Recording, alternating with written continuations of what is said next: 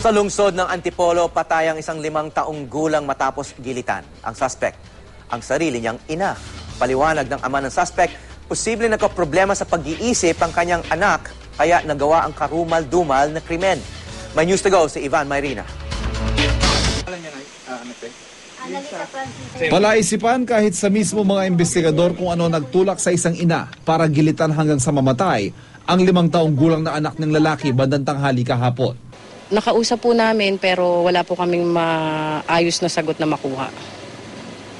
Dun sa pag tinatanong namin siya, ang sinasagot niya tungkol sa Bible. Na siya raw yung sugo, siya yung laman. Pero mismong ama na ng suspect ang nagpaliwanag. Posibleng ang mga pinagdaraanan daw sa buhay ng anak ang tuluyang nakapagpadilim sa kanyang pag-iisip.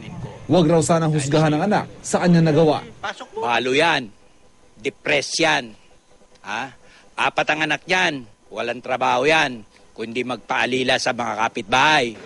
Ang panganay sa 4 na anak ng suspect halos tulala rin sa nangyari. Kwento niya nung nakarang taon pa raw nila napansin ang pagbabago sa kilos ng ina.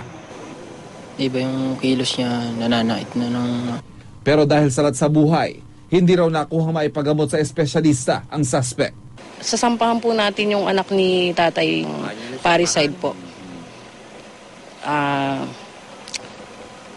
Ipabayaan na po natin sa piskalya kung ano po yung magiging desisyon nila. Sa ngayon ay nakukulong sa Antipolo Police ang suspect kasamang iba pang mga preso.